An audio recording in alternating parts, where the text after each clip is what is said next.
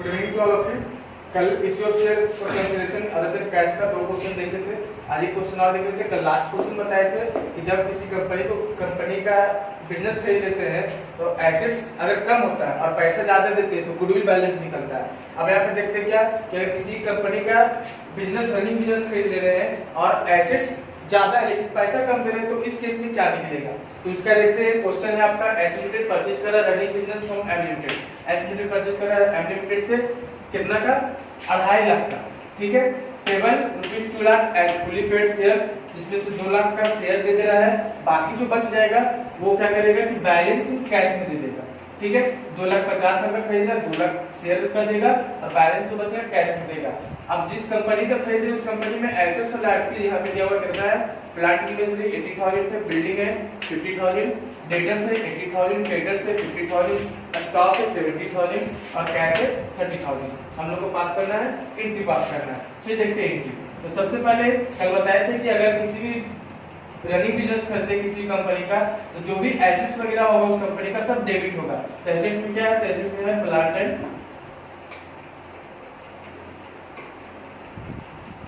Machine, account debit, फिर है building.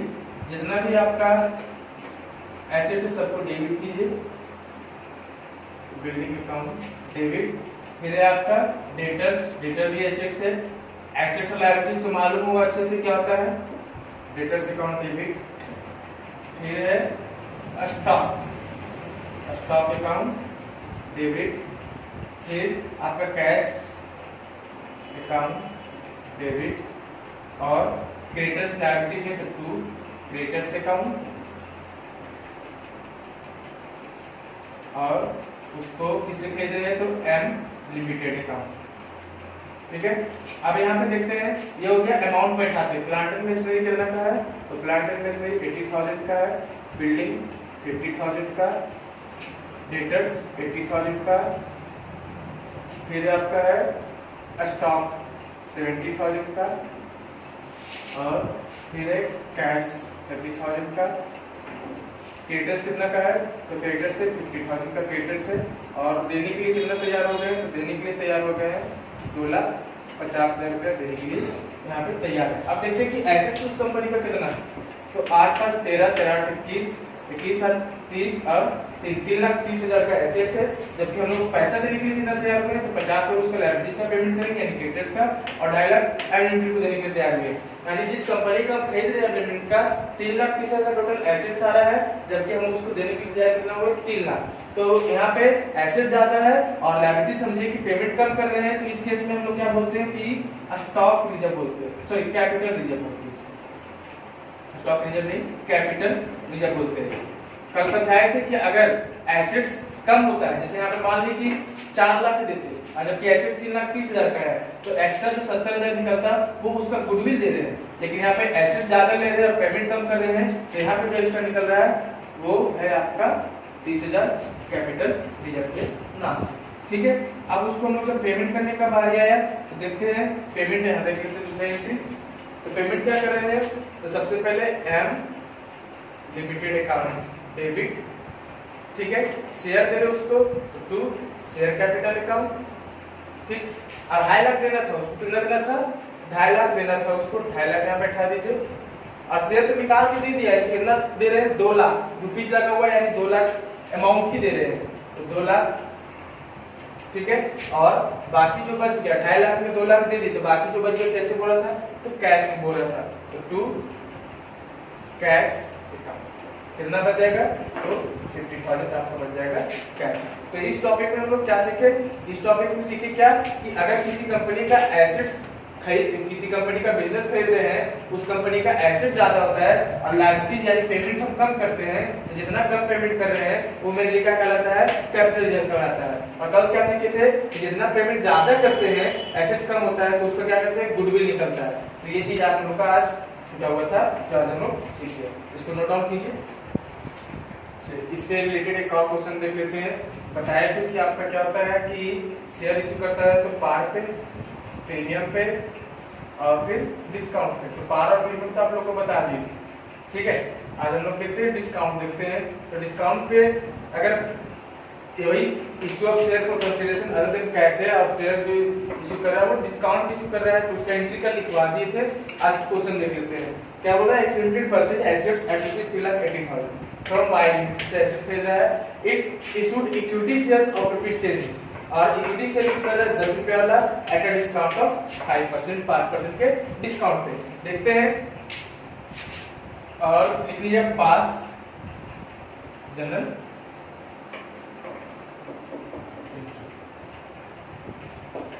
तो सबसे पहले एसेट्स खरीदे, तो एसेट्स का नाम नहीं है तो यहाँ पे एसेट्स अकाउंट डेबिट टू किससे खरीद रहे हैं, तो वाई लिमिटेड से 3,80,000।